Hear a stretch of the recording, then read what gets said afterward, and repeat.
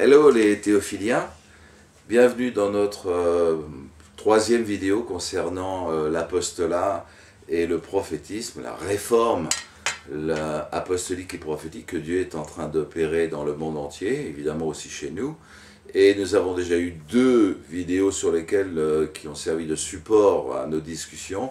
Aujourd'hui, la première c'était la louange, est-ce qu'il y a une louange apostolique, une louange prophétique, c'était toute une réflexion que nous avons eue là-dessus.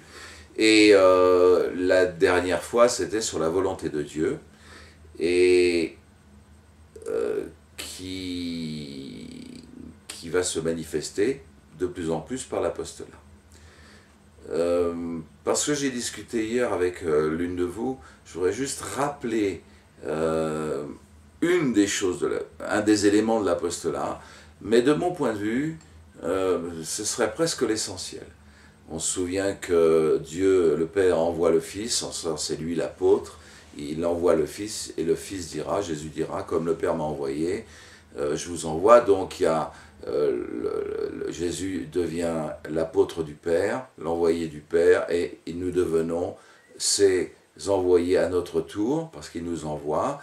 Ne soyons pas surpris, nous avions vu longuement dans Éphésiens que le Seigneur, le Christ, nous donne comme, ou manifeste sa vie comme en nous, comme apôtre, prophète, évangéliste, pasteur, docteur. Donc ne soyons pas surpris que nous parlions d'apostolat dans nos vies, tout comme nous avons parlé du service, de la vie, du ministère, de prophète ou d'évangéliste, de pasteur, d'enseignant. Seulement, il faut rappeler qu'un des éléments, peut-être pour moi, je vous l'ai dit, le plus central de l'apostolat est celui-ci. Le Fils, en tant qu'apôtre, fait descendre la personne du Père, la réalité du Père, l'action du Père, la volonté du Père sur la terre. Donc, les prophètes ont ouvert le ciel, ils nous ont montré les réalités célestes, la prophétie étant l'écho du dialogue intratrinitaire, le Père parle au Fils, le Saint-Esprit parle au Père, etc.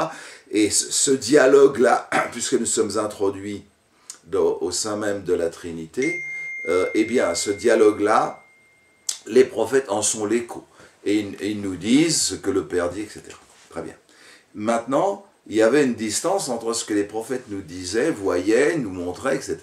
On vivait ces choses, mais maintenant le Père a décidé d'ajouter quelque chose, de permettre aux prophètes toujours, bien évidemment, de voir les choses, de nous montrer les choses, d'ouvrir des choses, de nous faire entendre des choses de la part de Dieu, mais les apôtres vont avoir cette capacité à faire descendre ces réalités sur la terre. C'est-à-dire, on ne va pas seulement entendre des prophètes nous parler de Dieu, ou nous parler des choses de Dieu, annoncer des choses, on va voir par l'apostolat ces choses que les prophètes nous ont annoncées descendre, être vécues sur la terre au sein de ce monde.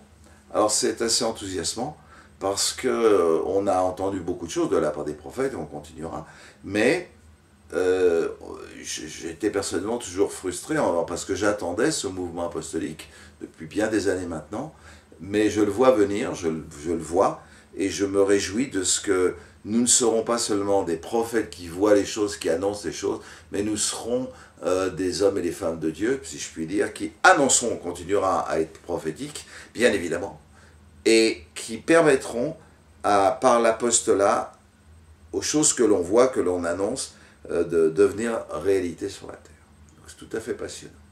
Alors aujourd'hui, je voudrais vous parler rapidement, pour que notre conversation puisse se développer, d'un deuxième élément qui me paraît très important sur ce que va apporter cette réforme apostolique et prophétique dans le monde, et évidemment particulièrement, et d'abord chez les chrétiens, nés nouveaux, et ensuite dans le monde. Ça marche comme ça. Les apôtres vont ouvrir le voile de l'éternité. Je vais donner 2-3 éléments clés dans lesquels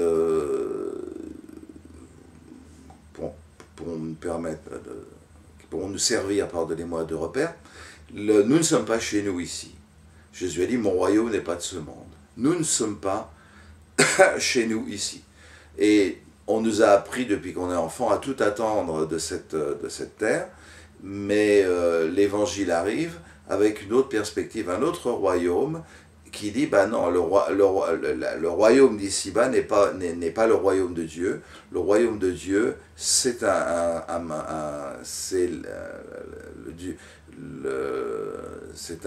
endroit, pour le dire comme ça, où Dieu règne et où les valeurs du royaume ne sont pas celles de la terre. Par exemple, on est très soucieux de notre vie.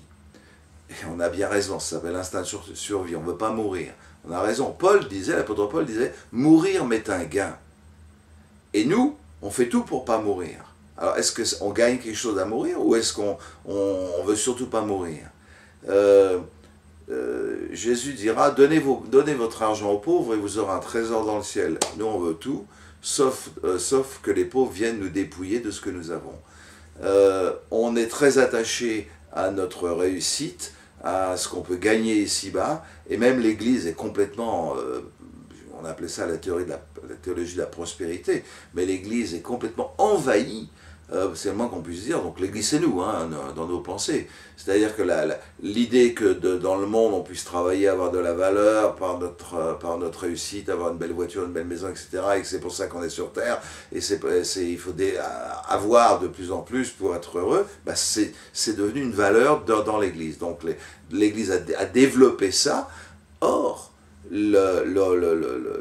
pourquoi pas, mais le règne de Dieu, le royaume de Christ, n'a pas du tout ces valeurs-là. Pas du tout. Donc là, le mouvement apostolique va nous libérer de cette emprise séculaire et de cette emprise de ce monde pour ouvrir, et comment ils vont s'y prendre? Ils vont simplement ouvrir le voile sur l'éternité.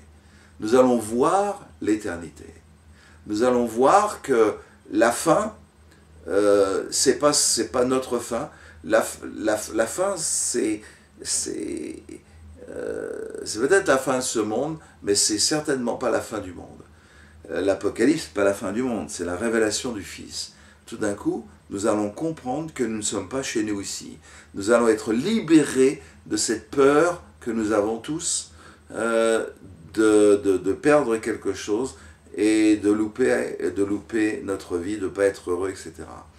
Donc, vue sur l'éternité, perspective de l'éternité, compréhension que nous ne sommes pas chez nous, que nous sommes juste des voyageurs, des hôtes de passage, comme le souligne l'Écriture, et que tous les efforts que nous faisons pour nous accrocher à ce monde sont des efforts vains qui n'amèneront personne à Jésus-Christ. Il faut savoir que parfois Dieu résiste à l'évangélisation, parce que on voudrait emmener les gens du monde dans une perspective qu'ils connaissent très bien déjà, c'est-à-dire le développement de soi, l'épanouissement, viens, on va prendre soin de toi, avec Jésus ça ira mieux, etc. Les apôtres vont nous aider à comprendre, à pas seulement voir le ciel comme une réalité, mais à comprendre que c'est cette réalité que les prophètes nous montrent qui est notre véritable vie. Enfin, je pense que ceci devrait largement animer ou alimenter notre réflexion, en tous les cas, permettre de réfléchir sur ce qui est essentiel pour nous, ce que nous transmettons aux autres et où nous voulons emmener les gens que nous voulons emmener dans l'Église vers une bénédiction pour eux, un épanouissement pour eux. Or, et là je finis là-dessus,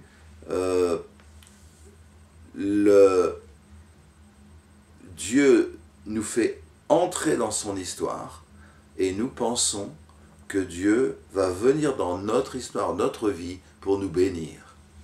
Et nous avons un Dieu, nous nous sommes fait un Dieu, fabriqué un Dieu qui n'est pas le Dieu de la Bible. Dieu est venu en Christ, non pas pour apporter la bénédiction au monde, mais pour nous permettre de rentrer dans l'histoire de Dieu. En ce sens, l'apostolat, les prophètes nous ont montré l'histoire de Dieu, mais l'apostolat va faire que l'histoire de Dieu va devenir notre histoire. Et nous allons devoir renoncer à beaucoup de choses, mais surtout,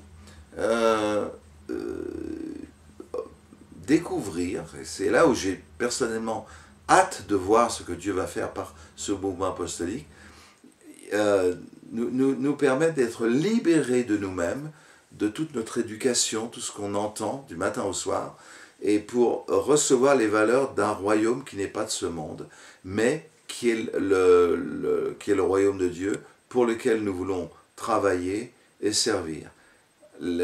Quand Jésus, après sa crucifixion, il a passé plusieurs semaines avec les disciples. Quand l'apôtre Paul après être en prison, il parlait, la première chose, pour finir, la première chose dont Jésus a parlé dans les évangiles, c'est du royaume de Dieu. Jésus a parlé des choses du royaume de Dieu, l'apôtre Paul parlait du royaume de Dieu. Je suis en train de parler du royaume de Dieu. Et j'attends vraiment un mouvement fort apostolique qui va nous libérer d'une projection supra-spirituelle du royaume de Dieu que nous ont amené les prophètes et qui ont amené les prophètes à annoncer « Je vais vous donner une parole qui va changer votre vie ». Vous voyez, Dieu va devenir dans ta vie pour te bénir, mais l'apostolat va dire « Non, tu ne vas pas recevoir une parole pour que tu sois béni, tu vas recevoir une parole pour être libéré de cette désir d'être béni, d'être bien tout le temps, mais libéré pour rentrer dans le plan de Dieu. » Et le plan de Dieu va se réaliser par ce mouvement apostolique et prophétique. Donc voilà ce troisième volet, si je puis dire, dont je voulais vous parler, pour que nous puissions réfléchir ensemble et prier, bien évidemment, pour que cette réforme apostolique et prophétique s'intensifie au milieu de nous particulièrement. Soyez bénis.